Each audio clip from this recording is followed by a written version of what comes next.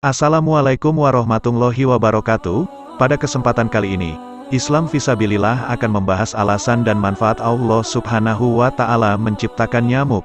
Tanpa berlama-lama, kita langsung saja ke kisahnya. Sebagai orang Muslim, kita harus yakin bahwa tidak ada satupun ciptaan Allah Subhanahu wa Ta'ala yang sia-sia. Meski mungkin saja belum tersingkap sama sekali apa manfaat dan kegunaannya, setiap makhluk di semesta ini punya tugas masing-masing. Bahkan setiap partikel terkecil di kosmos ini punya fungsi tersendiri. Artinya, tidak ada makhluk di alam ini kecuali punya misi yang sedang mereka jalani. Lalu bagaimana dengan nyamuk? Mengapa harus hadir di dalam kehidupan ini? Keberadaan nyamuk di dunia ini sangat dinanti-nanti oleh pemangsa. Banyak binatang yang hidupnya bergantung pada nyamuk. Jika tidak ada nyamuk, bisa jadi mereka mati kelaparan. Padahal para pemangsa nyamuk juga merupakan hidangan yang lezat bagi hewan-hewan yang lain yang lebih tinggi tingkatannya. Begitu seterusnya mata rantai makanan di bumi ini, siklus ini menjamin keberlangsungan hidup bumi. Nyamuk ikut berperan dalam menjaga keseimbangan hidup di bumi ini. Lalu apa pentingnya bagi manusia? Nyamuk yang sering kita cela dan kita maki sebenarnya memberikan keuntungan yang sangat besar bagi kesejahteraan kita umat manusia.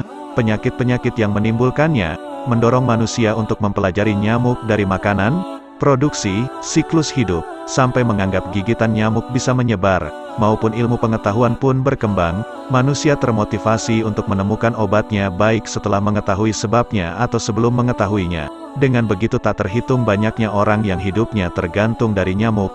Hitung saja berapa banyak dokter yang hidupnya bergantung pada nyamuk. Berapa banyak biologiawan yang bergantung pada nyamuk. Berapa banyak pabrik yang keberlangsungannya bergantung kepada nyamuk.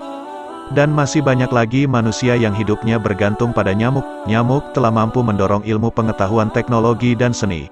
Bukankah dengan adanya nyamuk manusia kemudian berhasil menemukan racun nyamuk dari yang alami berupa tumbuhan yang digunakan untuk mengusir nyamuk, sampai ditemukannya senyawa kimia pembunuh nyamuk. Bahkan manusia telah mampu menemukan senjata biologi untuk melawan nyamuk.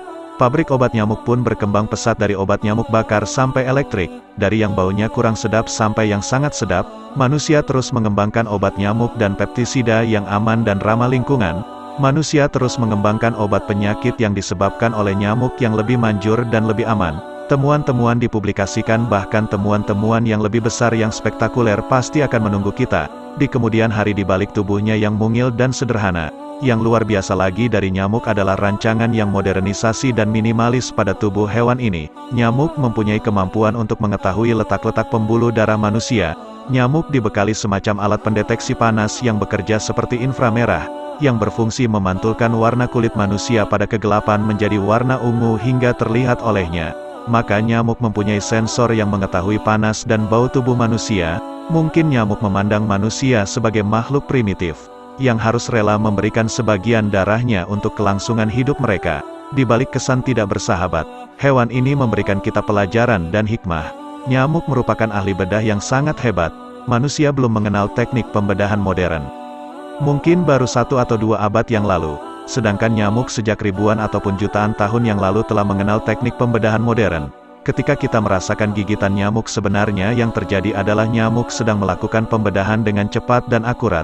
Dimulai dari hinggap ke tubuh kita dan menempelkan mulutnya yang mirip sedotan yang disebut juga trombosis. Lalu terdapat pisau yang merobek kulit kita dengan cara maju mundur hingga menemukan urat darah. Setelah itu baru menghisap darah. Seorang bijaksana pernah berkata bahwa nyamuk betina menghisap darah manusia hanya untuk memperoleh protein, dan darah yang dihisap bukan sembarangan darah. Yang menakjubkan, nyamuk mengambil darah manusia dalam jumlah yang sedikit, hanya untuk mempertahankan 1 generasi turunan saja. Nyamuk yang mungil itu sadar bahwa keserakahan justru akan merugikan dirinya. Perut membesar dan membuatnya sulit terbang. Kelincahan pun kurang, hingga mudah tertangkap oleh mangsanya. Beda dengan manusia yang punya sifat serakah. Jika keuntungan di depan mata, tak mudah untuk menahan diri meraup sebanyak-banyaknya. Bahkan sampai tega menghisap harta sampai 7 turunan. Lihatlah nyamuk yang menghisap darah kita hanya nyamuk betina. Nyamuk pembawa penyakit demam berdarah ataupun DBD menghisap darah kita pada pagi hari sekitar jam 7 sampai jam 11 dan sore jam 3 sampai jam 5. Bukankah target nyamuk yang bertubuh kecil dan tampak sederhana itu hanya mengincar korbannya pada pagi hari, saat orang-orang pemalas pada jam-jam produktivitas masih tertidur? Bukankah dengan begitu nyamuk justru mengejutkan kita agar semangat beraktivitas di pagi hari dan sore hari? Dan maha benar Allah dalam firman-Nya, Sesungguhnya Allah tiada segan membuat perumpamaan berupa nyamuk atau yang lebih rendah dari itu. Adapun orang-orang yang beriman maka mereka yakin bahwa perumpamaan itu benar dari Tuhan mereka. Tetapi mereka yang kafir mengatakan apakah maksud Allah menjadikan ini untuk perumpamaan? Dengan perumpamaan itu banyak orang yang disesatkan Allah dan dengan perumpamaan itu pula banyak orang yang diberinya petunjuk. Dan tidak ada orang yang disesatkan oleh Allah kecuali orang-orang yang fasik. Al-Quran Surat Al-Baqarah ayat 26. Wallahu alam bisawab. Alhamdulillah saudara seiman, semoga kisah ini dapat menambah ilmu dan menambah ketakwaan kita kepada Allah Subhanahu wa Ta'ala. Assalamualaikum warahmatullahi wabarakatuh.